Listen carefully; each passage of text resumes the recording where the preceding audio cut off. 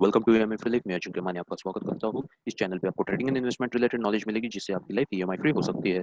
Disclaimer, यहाँ पे दी गई जानकारी सिर्फ एजुकेशन एंड एंटरटेनमेंट पर्पस के लिए है। यदि आप स्टॉक मार्केट में निवेश करना चाहते हैं तो खुद की रिसर्च और खुद के रिस्क के ऊपर करें। आपको होने वाले प्रॉफिट या लॉस के लिए हम जिम्मेदार नहीं है। चलिए आज के टॉपिक की शुरुआत करते हैं। आप में से कई सारे लोगों ने मुझसे सवाल पूछा कि हे अजिंक्य, मैं स्टॉक मार्केट के अंदर कितने पैसे कमा सकता हूँ, या स्पेसिफिक क्वेश्चन पूछा जाए तो कुछ लोगों ने पूछा कि क्या मैं महीने के 10,000 रुपये कमा सकता हूँ। तो कुछ लोगों ने पूछा कि मेरे पास 1 लाख रुपए है, तो मैं मंथली कितना इनकम एक्सपेक्ट कर सकता हूँ। तो कुछ लोगों ने पूछा कि मैं ईयरली रिटर्न्स कितने एक्सपेक्ट कर सकता हूँ। या फिर कुछ लोगों ने स्पेसिफिकली पूछा कि तुम्हारी ट्रेनिंग्स कंप्लीट करने के बाद तुम कितना पैसा कमा सकते हो। तो आज मैं एक आइडिया देने वाला हूँ और इस चीज़ के ऊपर बातें करूँगा कि आप स्टॉक मार्केट के अंदर कितना पैसा कमा सकते हो, जो कि बहुत ही इंपॉर्टेंट क्वेश्चन है और बहुत लोगों को कन्फ्यूजन है इस चीज़ के बारे में।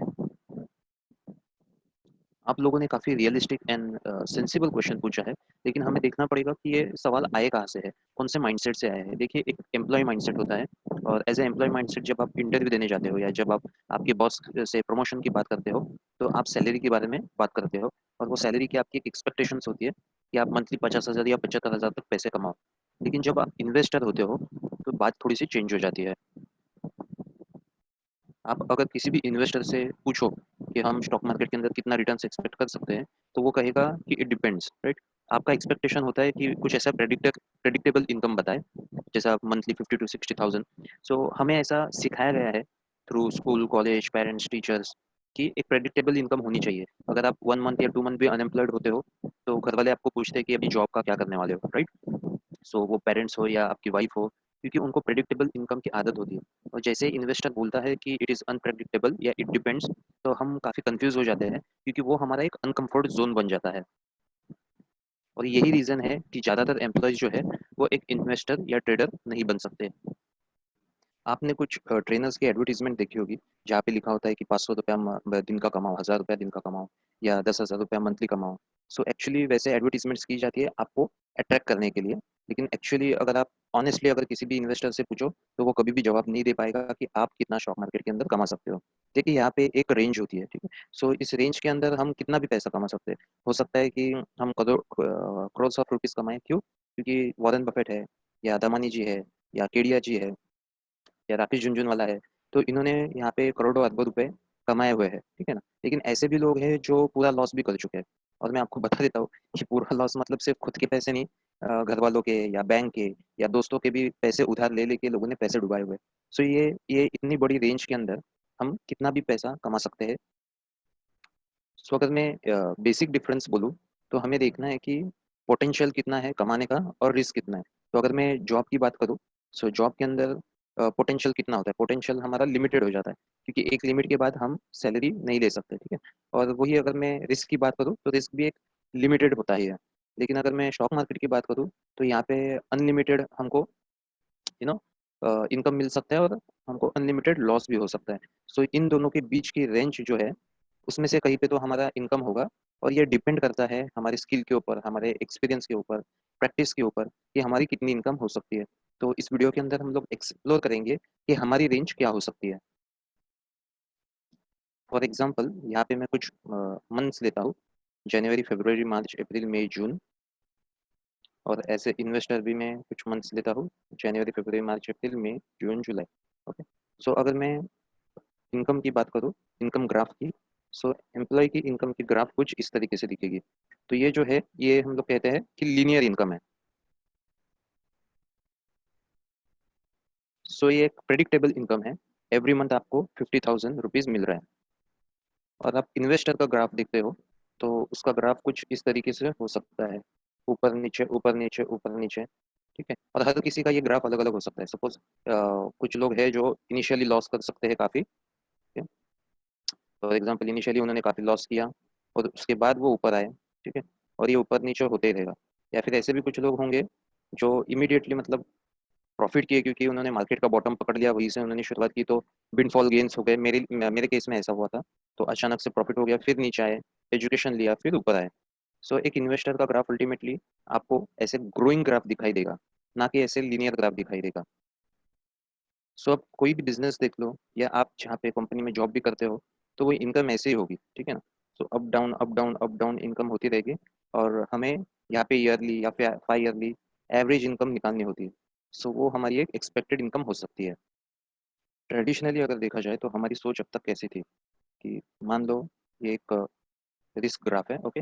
सो अलग अलग टाइप की इन्वेस्टमेंट्स होती है, जैसे हम लोग एफडी में 7% के ऊपर इन्वेस्ट करते हैं, या फिर हम लोग म्यूचुअल फंड के अंदर इन्वेस्ट करते हैं जहाँ पे 10 to 11% मिल रहा है, पोस्ट ऑफिस के अंदर इन्वेस्ट करते हैं, गोल्ड के अंदर इन्वेस्ट करते हैं। सो बेसिकली हमारे दिमाग के अंदर क्या चल रहा होता है कि मैं कितना रिस्क ले रहा हूँ और मुझे रिवॉर्ड कितने मिल रहे हैं। सो ये ग्राफ कुछ इस तरीके से आपको दिखाई देता है, higher the risk higher the reward, और अब तक हम लोग यही सोच रखते आ रहे हैं। तो हम ऐसे केस में इसके साथ कैसे डील कर सकते हैं, क्योंकि हमारा गोल क्या है कि हमें रिस्क कम चाहिए और हमें रिवॉर्ड ज़्यादा चाहिए। तो इसके लिए हम लोग क्या कर सकते हैं, तो इसके ऊपर मुझे एक सोल्यूशन मिला है कि अगर आप रिस्क को कम करना चाहते हैं तो आपको बढ़ानी पड़ेगी आपकी एजुकेशन, यानी फाइनेंशियल एजुकेशन। अगर आप फाइनेंशियल एजुकेशन बढ़ाते हैं तो आपका रिस्क ग्राफ कुछ इस तरीके से दिखाई देगा, higher the education and lower the risk. क्योंकि आपका एजुकेशन हमेशा से लो था, इसलिए आपको रिवॉर्ड हमेशा से कम ही मिला। यदि हम लोग एजुकेशन हमारा बढ़ जाएगा तो हमारे रिवॉर्ड्स भी बढ़ जाएंगे। मतलब क्या है, जो भी हमारे गोल्स है या हमारे सपने हैं वो हम छोटे ही रखते हैं। क्यों छोटे रखते हैं? क्योंकि हमारा एजुकेशन लेवल छोटे लेवल का है। जैसा ही एजुकेशन बढ़ जाता है तो हमारे ड्रीम्स डिजायर्स गोल्स वो सारे भी बढ़ जाएंगे। तो मैं इसे किस तरीके से अप्रोच करता हूँ, पहले तो हमें सोचना है रिवॉर्ड के बारे में कि मुझे कितना मिल सकता है, मेरे सपने के बारे में, मेरे गोल के बारे में मुझे सोचना है। और मैं आपको बता देता हूँ कि यहाँ पे कोई भी लिमिट नहीं है। मैंने ऐसे भी लोगों को देखा है जिन्होंने मतलब मिडिल क्लास फैमिली से 10 साल के अंदर अंदर मुंबई में वर्ली सी फेस पे 35 करोड़ का घर खरीदा हुआ है। एक व्यक्ति ने 14.5 करोड़ का घर खरीदा हुआ है। ऐसे भी मैंने फैमिली देखी है कि पूरी की पूरी फैमिली स्टॉक मार्केट के अंदर है, और यंग कॉलेज के बच्चे भी इतने पैसे कमा रहे हैं कि मर्सिडीज बाय कर रहे हैं खुद के लिए। सो रिवॉर्ड इज मतलब कोई सवाल ही नहीं कि इसके अंदर अनलिमिटेड है, लेकिन आपको खुद के रिवॉर्ड के बारे में सोचना है और आपको उसके अगेंस्ट रिस्क भी देखनी है कि उसके लिए आप रिस्क क्या ले रहे हो। फॉर एग्जाम्पल अगर मैं देखूँ कि अगर आप जॉब को जाते हो, डेली आपको मंथली जॉब में इनकम मिलती है। सो जो भी आपकी इनकम हो तो आप उसके साथ सेटिस्फाइड हो सकते हो या नहीं हो सकते हो, ठीक है। तो ज़्यादातर लोग अनसेटिस्फाइड होते हैं, तो मैं कहता हूँ कि मे बी आपकी लो इनकम है, या फिर कुछ लोगों की सेटिस्फाइड होंगे तो मे बी मीडियम इनकम भी हो सकती है, क्योंकि वो एक लिमिटेड इनकम है। लेकिन उसके अगेंस्ट जो हम लोग रिस्क ले रहे हैं, तो रिस्क बहुत ही हाई रिस्क है। High risk in the sense, risk के केस में हम देखते हैं कि रिस्क मतलब it is like worst condition. For example अगर आप जॉब को जा रहे हो, ट्रेन में मुंबई में लटक लटक के जॉब को जा रहे हो, तो बहुत ही हाई रिस्क मतलब रिस्क है कि वहाँ पे जान भी जा सकती है। 3,000 एक्सीडेंट्स होते हैं साल के अंदर। इतना ही नहीं कि काफ़ी सारे लोगों को स्ट्रेस भी होता है, डायबिटीज़ होते हैं, जॉइंट प्रॉब्लम होता है, स्लिप डिस्क का प्रॉब्लम होता है, बैक प्रॉब्लम, नो बीपी का प्रॉब्लम होता है। और आप हर घर में देखो कोई ना कोई बीमारी है। क्यों? क्योंकि जॉब के कारण स्ट्रेस है। सो ये सारी रिस्क अटैच्ड है जॉब के इनकम के साथ। लेकिन हमारे बैक ऑफ द माइंड पता होता है कि हम लोग ये रिस्क ले सकते हैं। कैसा रिस्क ले सकते हैं मतलब, ऐसा इतना लोगों के पास हिम्मत कहाँ से आ जाती है कि वो अपनी जान की भी रिस्क ले लेते हैं। क्योंकि एक कॉन्सेप्ट है जिसे हम लोग कहते हैं कि प्रोबेबिलिटी, कि क्या प्रोबेबिलिटी है कि मेरे साथ वो हो सकता है, या मेरे सक्सेस की क्या प्रोबेबिलिटी है। तो अगर मैं मुंबई ट्रेन की बात करूँ तो 75 लाख लोग डेली ट्रैवल करते हैं, तो उसके अगेंस्ट 3,000 लोग मतलब 0.0004% ही मेरे चांसेस है डेथ होने के। तो प्रोबेबिलिटी जो मेरी सक्सेस की है वो काफ़ी हाई है, ठीक है। अगर मुझे बीपी है, डायबिटीज़ है, तो उसके लिए मैं सप्लीमेंट्स ले सकता हूँ, योगा कर सकता हूँ, अच्छा न्यूट्रिशियस फूड खा सकता हूँ, जॉगिंग कर सकता हूँ। तो हमें पता है कि रिस्क को कैसे मैनेज की जाती है। और अगर मैं मर भी जाता हूँ तो मेरे लिए टर्म इंश्योरेंस है जो मेरे फैमिली को मेरी इनकम का कॉम्पनसेशन दे देगा। तो हमें पता है कि हमको रिस्क कैसे मैनेज करनी है। हमें ये भी पता है कि हमारा सक्सेस का प्रोबेबिलिटी काफ़ी हाई है, और इसलिए हम लोग जॉब कर रहे हैं। अगर मैं स्टॉक मार्केट की बात करूँ तो डेफिनेटली इसके अंदर रिवॉर्ड जो है ये अनलिमिटेड हो सकता है, और रिस्क जो है ये 100% रिस्क हो सकती है कि आपका पूरा पैसा इसके अंदर डूब सकता है। लेकिन प्रोबेबिलिटी क्या है कि प्रोबेबिलिटी वेरी करती है ये अलग अलग लोगों के लिए। जैसे मैंने कहा कि एक्सपीरियंस, प्रैक्टिस, ठीक है ना, राइट नॉलेज, तो उसके ऊपर अलग अलग लोगों का अलग अलग प्रोबेबिलिटी हो सकता है। फिर मैं अगर मैं ऑप्शंस मार्केट की बात करूँ, तो ऑप्शंस मार्केट के अंदर भी आपका जो रिवॉर्ड है वो अनलिमिटेड होगा। आपकी जो रिस्क है यहाँ पे एक थोड़ा सा डिफरेंस है कि आपके 100% रिस्क तो है ही, लेकिन यहाँ पे एक प्रॉब्लम है कि यहाँ पे एक टाइम की भी रिस्क होती है, क्योंकि टाइम यहाँ पे लिमिटेड होता है। मे बी वो वीकली टाइम होता है, वीकली ऑप्शन एक्सपायर होता है, या मंथली ऑप्शन एक्सपायर होता है, ठीक है। सो यहाँ पे भी प्रोबेबिलिटी वेरी करती है। तो लोग क्या करते हैं कि इन दो चीज़ों को मिक्सअप कर देते हैं। दरअसल प्रोबेबिलिटी जो होती है ये कि हमारा सक्सेस रेशियो कितना ज़्यादा हो सकता है, ठीक है। और रिस्क जो होता है that is the worst condition हम लोग पकड़ते हैं। तो हमारी स्ट्रेटेजी कैसी होनी चाहिए कि हमारी स्ट्रेटेजी के अंदर प्रोबेबिलिटी हाई होनी चाहिए और हमें रिस्क कम करना है। अभी मैं आपको एक एग्जांपल देता हूँ रिस्क ग्राफ के ज़रिए। मैं दिखाऊँगा कि जो हमारा सक्सेस रेशियो है कि प्रोबेबिलिटी कैसे हो सकती है और रिस्क कितना होता है। तो रिस्क टू प्रोबेबिलिटी हम लोग कैसे चेक करते हैं उसके लिए एक सैंपल रिस्क ग्राफ दिखा रहा हूँ। कन्फ्यूज़ मत होना, बहुत ही सिंपल चीज़ है। नहीं भी समझ में आए that is okay. So I will show you the risk graph. मान लो मैं एक स्टॉक खरीदता हूँ जो मैं ₹100 में खरीद रहा हूँ। ओके, सो इसे हम लोग रिस्क ग्राफ कहते हैं। तो यहाँ पे ऊपर की साइड हमें प्रॉफिट दिखा रहा है, नीचे की साइड हमें लॉस दिखा रहा है, ठीक है। सो ये प्रॉफिट एंड लॉस का चार्ट है। सो 0 टू 125 का स्केल है और यहाँ पे 0 टू -125 का स्केल दिखा हुआ है। So this is profit, this is loss. और ये जो नीचे की स्केल है दिस इज प्राइस, अगर आपको दिख रहा है। So this is price. Second, यहाँ पे आपको प्राइस दिख रहा है। सो हम क्या सोच रहे हैं कि इस महीने के अंदर ये ₹100 की प्राइस ₹200 भी जा सकती है और ये ₹100 की प्राइस 0 तक भी जा सकती है, ठीक है। और मैंने यहाँ पे ₹100 में खरीदा हुआ है, ठीक है। तो 200 मतलब मुझे ₹100 प्रॉफिट होगा, यहाँ पे आपको दिख रहा है प्रॉफिट, ठीक। और अगर स्टॉक प्राइस 0 हो जाती है तो मुझे लॉस हो जाएगा -100%। तो ये नॉर्मल स्टॉक है। तो क्या प्रोबेबिलिटी है एक महीने के अंदर कि ये ऊपर जाएगा या नीचे जाएगा? So probability is 50%। ओके, मेरी रिस्क कितनी है? मेरी रिस्क जो है वो ₹100 है, राइट। सो मेरी रिस्क ₹100 की है और प्रोबेबिलिटी 50-50% है, या तो लॉस होगा या तो प्रॉफिट होगा। अब मैं आपको एक दूसरा ग्राफ दिखाता हूँ, इसे हम कॉल ऑप्शन बोलते हैं। ओके, तो मेरा प्राइस का मूवमेंट्स वही है, ₹100 से 200 जाएगा या 0 जाएगा। तो मैंने उसी के बेस के ऊपर एक कॉल ऑप्शन बाय किया हुआ है जिसका प्रीमियम मान लो ₹10 है। सो सेम स्केल है। अब मेरा प्रॉफिट एंड लॉस कैसा होगा? देखिए, ₹100 जब प्राइस है तब मैंने ₹10 प्रीमियम के ऊपर एक कॉल ऑप्शन खरीदा हुआ है, ठीक है। एक एसेट खरीदा हुआ है, कॉल ऑप्शन बोलते हैं उसको। तो उसका प्राइस है ₹10। सो एक महीने के बाद अगर कुछ नहीं होता है तो मेरा वो ₹10 वेस्ट जाएगा, ठीक है। क्योंकि ये इंश्योरेंस की प्रीमियम की तरह है जो मैं ₹10 देने वाला हूँ।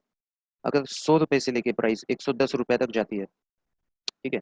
सो मैं नो प्रॉफिट नो लॉस कमाऊंगा क्योंकि मैंने ₹10 भरे थे, वो ₹10 मुझे वापस मिल गए, नो प्रॉफिट नो लॉस। लेकिन 110 के ऊपर अगर प्राइस ₹200 तक जाती है, सो मेरा प्रॉफिट ₹90 तक होता है। ओके, सो मेरा जो रिस्क है ₹10 है, प्रॉफिट मेरा ₹90 तक जा सकता है। पर क्या प्रोबेबिलिटी है? सो ऐसी प्रोबेबिलिटी 10% ही प्रोबेबिलिटी बोल सकता हूँ, या 5% भी हो सकती है प्रोबेबिलिटी, ठीक है। सो मेरा रिस्क ₹100 नहीं है इस बार, रिस्क सिर्फ ₹10 है और प्रोबेबिलिटी मेरी कम हो गई है। रिस्क कम है तो प्रोबेबिलिटी भी कम हो रही है। अब यहाँ पे और एक स्ट्रेटेजी बताता हूँ जो क्रेडिट स्ट्रेटेजी हमको बोलते हैं हम लोग, जहाँ पे हम लोग प्रीमियम कलेक्ट कर रहे हैं, ठीक है। सो प्राइस मूवमेंट अगेन मैं सेम बोल रहा हूँ कि 100 से 200 हो सकती है या 0 हो सकती है। तो यहाँ पे मैंने ₹10 का प्रीमियम कलेक्ट कर लिया। तो मेरा रिस्क ग्राफ कैसे दिखाई देगा? ₹100 है, अगर ₹100 से ऊपर कितना भी जाता है तो भी मेरा प्रॉफिट, क्योंकि ये क्रेडिट स्ट्रेटेजी है, मेरा प्रॉफिट जो है ₹10 लॉक्ड है, राइट। अगर ₹100 से ₹90 तक जाता है तो मेरा नो प्रॉफिट नो लॉस होता है कि जो मेरे पास ₹10 था वो चला गया, क्योंकि 100 से 90 आ गई प्राइस, ठीक है। तो ₹10 मुझे मिला था, प्राइस नीचे आ गई, वो ₹10 मेरा चला गया। अगर ₹90 से नीचे जाता है, ठीक है, सो मेरा -90 रुपीज़ तक लॉस हो सकता है। सो यहाँ पे क्या है, प्रोबेबिलिटी ऑफ सक्सेस ज़्यादा है, क्योंकि मेरा जो ₹10 मुझे मिला हुआ है वो 90% चांस है कि वो मेरे पास ही होगा, लेकिन 10% चांस है कि वो बहुत ज़्यादा मुझे लॉस करा के दे सकता है। सो यहाँ पे रिस्क बहुत ज़्यादा है, लेकिन प्रोबेबिलिटी मेरी सक्सेस की काफ़ी ज़्यादा है, राइट। सो रिस्क अगर काफ़ी ज़्यादा है तो यहाँ पे जो प्रोबेबिलिटी ऑफ सक्सेस भी है वो भी मेरी काफ़ी ज़्यादा है। अब यहाँ पे मैं कुछ मिक्स स्ट्रेटेजी बताने वाला हूँ, ठीक है, कि इतना एक्सट्रीम में मुझे नहीं करना, मुझे फुल रिस्क भी नहीं लेना, ठीक। सो और मुझे टाइम चाहिए मार्केट से निकलने के लिए, तो हमने यहाँ पे क्या स्ट्रेटेजी बनाई हुई है। मान लो ₹100 है तो ₹100 पे मेरा ₹10 का प्रॉफिट मैंने लॉक्ड इन किया हुआ है। ओके, ₹20 का प्रॉफिट मैंने लॉक्ड इन किया हुआ है। सो अगर 100 से 130 तक जाता है, या 100 से 70 रुपीज़ तक जाता है, ₹30 ऊपर और ₹30 नीचे, इतना मुझे टाइम चाहिए कि उतना प्राइस मूवमेंट्स बहुत झटके में तो नहीं होगा, धीरे धीरे बढ़ेगा, ठीक है, पूरे मंथ में। सो मुझे इतना टाइम मिलता है एग्जिट करने के लिए, ठीक। सो ये अलग अलग स्ट्रेटेजीज हैं। तो मैं रिवॉर्ड, रिस्क एंड प्रोबेबिलिटी का कॉम्बिनेशन करके कुछ स्ट्रेटेजीज बनाता हूँ। अब हम इसका एक स्ट्रेटेजिक एप्लीकेशन देखते हैं कि फॉर एग्जाम्पल मैं रिवॉर्ड जो है वो 10% मंथली पकड़ता हूँ, ठीक है। कि मैंने रिवॉर्ड पकड़ा है, 10% मुझे मंथली चाहिए। मैं 1 लाख रुपए डाल रहा हूँ तो मुझे 10,000 मंथली चाहिए। तो मेरी रिस्क क्या होगी? 100% रिस्क होगी, एंड प्रोबेबिलिटी क्या होगी, 80% मेरी प्रोबेबिलिटी होगी। सो अभी मैं लेकिन 20% ऑफ द चांस है कि मेरा पैसा डूब सकता है, और पहली बार ही मैंने डाला और वो मेरा 20% पहले आया, ठीक है, तो मेरा पूरा का पूरा 1 लाख रुपए जो है वो डूब सकता है। सो मैं इसके साथ कैसे डील करूंगा, इस रिस्क को कैसे मैनेज करूंगा, क्योंकि अगर पहले ही दिन पूरे पैसे डूब गए तो अगले दिन ट्रेडिंग इन्वेस्टमेंट करने के लिए मैं सर्वाइव ही नहीं कर पाऊंगा। तो हमें सवाल पूछना है ये कि मैं सर्वाइव कैसे करूंगा अगले दिन के लिए। जैसे कि हमने पहले देखा था कि स्टॉक मार्केट के अंदर जो है हमें अनलिमिटेड प्रॉफिट हो सकता है और अनलिमिटेड लॉस भी हो सकता है, हम बैंकरप्ट भी हो सकते हैं। लेकिन आज भर्ती और कल चक्रवर्ती ऐसा नहीं होता। सो हम इसके बीच में की कुछ रेंज अगर हमको देखनी है तो हम सोच सकते हैं कि जो हमारा रिवॉर्ड है, माने हमारा जो टारगेट है, हम वो डिसाइड कर सकते हैं। हम हमारा एंट्री पॉइंट डिसाइड कर सकते हैं और हम हमारा एग्जिट भी डिसाइड कर सकते हैं। फॉर एग्जाम्पल, अगर मैं यहाँ पे पकड़ता हूँ 100 रुपीज़ प्राइस है जहाँ पे मैंने एंट्री की हुई है, तो मैं सोचता हूँ कि मैं 99 रुपीज़ में एग्जिट करूँगा अगर नीचे के साइड में आता है तो, और ऊपर के साइड में आता है तो मैं 103 में मेरा टारगेट कंप्लीट कर दूंगा। ठीक है, तो मैं ये देखता हूँ कि मेरा जो ये डिस्टेंस है वो हमेशा इस डिस्टेंस से 2 या 3 गुना ज़्यादा ही होना चाहिए। ठीक है, अगर मुझे लॉस होता है तो -1 रुपीज़, और मुझे अगर प्रॉफिट होता है तो +3 रुपीज़। तो इसे हम लोग कहते हैं रिस्क टू रिवॉर्ड रेशो। तो 1:2 या 1:3 मिनिमम होना ही चाहिए। तो होगा क्या कि मान लो अगर प्रोबेबिलिटी भले ही मेरा पहले 20% आया, तो मेरा यहाँ पे पूरा कैपिटल नहीं जाने वाला, थोड़ा सा ही कैपिटल जाने वाला है, ताकि मैं अगले दिन के लिए सर्वाइव कर सकूँ मार्केट के अंदर। और जब मैं ये कंटिन्यूसली करते जाता हूँ over the period of time अलग अलग शेयर्स के साथ, तो ये risk to reward ratio and probability को मिक्स करते हुए नेट नेट में प्रॉफिट ही कमाता हूँ। सो अगर आप हैप्पी है इस छोटे से टारगेट से, और अगर आप नाराज़ होते हो इस छोटे से लॉस से, दुखी नहीं होते, बस थोड़ा सा नाराज़ होते हो, लेकिन ये कंप्लीटली बैंकरप्ट होके दुखी होने से तो अच्छा ही है। सो आपकी लाइफ में अगर आप कंफर्टेबल हो कि आप, मतलब आपको खुद से सवाल पूछना है कि आप ऐसे प्रोबेबिलिटी ऑफ मेकिंग मनी से क्या आप खुश रहोगे, या आपको जॉब की तरह गारंटीड इनकम चाहिए। अगर आप कंफर्टेबल हो, जो कि 2% लोग कंफर्टेबल होते हैं इस स्ट्रेटेजी के साथ, तो आप स्टॉक मार्केट के अंदर इनकम डेफिनेटली कमा सकते हो। और कोई नहीं बता सकता आपको कि आप कितना पैसा कमा सकते हो। ठीक है, ये आपको कैसा पता चलेगा, आपको खुद को चेक करना होगा जब तक आप खुद ट्राई नहीं करते। So you have to do it. ठीक है, आपको खुद ट्राई करके नहीं दिखते तब तक आपको पता ही नहीं चलेगा कि आपकी रेंज कहाँ पे है, यहाँ पे है या यहाँ पे है। यहाँ पे आपको नहीं पता आपकी रेंज कहाँ पे है, वो आपको खुद एक्सप्लोर करना होगा। अगर मैं मेरी रेंज की बात करूँ तो मैं आपको कुछ आइडिया देता हूँ, लेकिन उससे पहले हम समझते हैं कि बेसिक हमारे लाइफ के अंदर डिफरेंस कैसा होगा। देखो, जो कॉमन लोग हैं, तो जब मार्केट ऊपर जाता है तो वो खुश होते हैं, मार्केट साइडवेज में जाता है तो वो नाराज़ होते हैं, और मार्केट नीचे जाता है तो वो काफ़ी दुखी हो जाते हैं। लेकिन अगर हमको अच्छे खासे स्ट्रेटेजीज पता हो, जैसे मैंने पिछले वीडियो में भी डिस्कस किया था वॉरेन बफेट की स्ट्रेटेजी, कि मार्केट ऊपर जाएगा तब भी मुझे प्रॉफिट होगा, मार्केट साइड में जाएगा तब भी मुझे प्रॉफिट होगा, और मार्केट नीचे जाएगा तब भी मुझे प्रॉफिट होगा। इसको हम लोग चारों उंगली घी के अंदर स्ट्रेटेजी बोलते हैं। तो ऐसे कई सारी स्ट्रेटेजीज हम लोग अप्लाई करके पैसे कमा सकते हैं। सो ये एक इन्वेस्टमेंट कैलकुलेटर है, तो इसके ऊपर मैं कैलकुलेट करके आपको बताऊंगा कि आपके लाइफ के अंदर क्या डिफरेंस आ सकता है। अभी यहाँ पे जो फिगर है ये डॉलर के अंदर दिख रहा है, तो आप डॉलर को इग्नोर कर लीजिए और इसको एज ए रुपीज़ समझिए। ओके, और हम लोग रेट ऑफ रिटर्न जो है, अगर नॉर्मली अभी आप म्यूचुअल फंड में करते होंगे, तो म्यूचुअल फंड में लोग बोलते हैं कि 20-30 साल के लिए इन्वेस्ट करो, आपको 12 से 15% तक का आपको एवरेज मिलेगा। ओके, और सच्चाई सबको मालूम है कि मैक्सिमम म्यूचुअल फंड्स काम नहीं करते, करेंगे भी नहीं, और आगे चल के इनकी काम करने की संभावना और भी कम होगी। उसके पीछे कुछ लॉजिक्स है, डिमांड एंड सप्लाई का गेम होता है। इनफैक्ट ऐसा भी होगा कि गवर्नमेंट रिस्ट्रिक्शन ला सकती है आपको विड्रॉल के ऊपर, मतलब आपको जब बहुत ज़रूरत है जब पैसे की, तभी आप विड्रॉ भी नहीं कर सकते। और अगर आपने विड्रॉ कर भी लिया तो सप्लाई बहुत ज़्यादा होगा तो प्राइसेस कम हो जाएंगे। तो बहुत सारी चीज़ें हैं जो मैं म्यूचुअल फंड के लिए एक अलग सा वीडियो ज़रूर बनाऊंगा। लेकिन अगर मैं मोस्ट पॉजिटिव रहता हूँ, तो मैं बोलता हूँ कि मैक्सिमम 15% तक आपको म्यूचुअल फंड 20 साल के लिए दे सकता है। ठीक है, तो हम रिटर्न्स कैलकुलेट करेंगे। ठीक है, सो मैं यहाँ पे ईयर्स डालता हूँ 20, और मैं देखता हूँ कि आपने 5 लाख रुपए फॉर एग्जाम्पल इनिशियली इन्वेस्ट किए हैं, और आपकी ईयरली सेविंग 3 लाख है, तो मैं बोलता हूँ 20,000 पर मंथ। ठीक, तो 2.4 लाख हो जाते हैं। अगर आप 20,000 पर मंथ भी इन्वेस्ट करते हैं, तो 20 साल के बाद आप मान लो अगर रिटायर करना चाहे तो 3.5 करोड़ रुपया आपको मिल सकता है। ठीक है, this is with normal, with totally positive mutual funds अगर मैं बोल रहा हूँ। लेकिन अगर आप स्टॉक मार्केट स्किल्स सीखते हो और इस 15% का आप 20% भी करते हो, तो फर्क क्या होगा देखिए दोस्तों, लगभग 7 करोड़ रुपए होता है। मतलब सिर्फ 5% की स्किल्स बढ़ाने से आपके जो रिजल्ट्स है वो डायरेक्टली डबल हो रहे हैं, 3.5 करोड़ से बढ़ रहे हैं। आप यहाँ पे ऐसे ग्राफ के माध्यम से भी देख सकते हो। तो लगभग आपकी 50 लाख रुपए के आसपास इन्वेस्टमेंट होती है, 5 लाख यानी 20,000 over the period of time mix करके। सो आप देख सकते हो यहाँ पे आपका जो प्रिंसिपल अमाउंट है ये लाइट ब्लू लाइन है, डार्क ब्लू लाइन आपका जो इंटरेस्ट है, और ये जो ग्रीन लाइन है ये प्रिंसिपल प्लस इंटरेस्ट है। So over the period of time compounding huge होती है, ठीक है।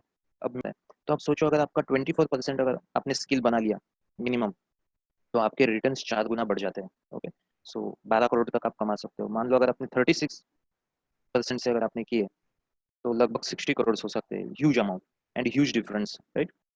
आप ऐसे भी कर सकते हो कि आप अर्ली रिटायरमेंट ले सकते हो। तो मान लो अगर आपका 36% का स्किल है तो आप 11 साल के अंदर रिटायर कर सकते हो, आपको आपका 3.5 करोड़ मिल जाएगा।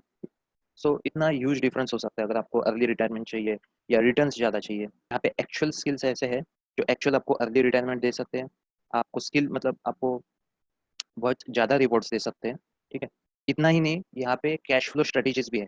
मतलब अगर आपको रेगुलर इनकम चाहिए, ओके, तो आपके स्किल के हिसाब से आप रेगुलर इनकम भी ले सकते हो, और फिर ईयरली आप ईयरली या 2 ईयरली 5 ईयरली आप उसको एवरेज भी कर सकते हो।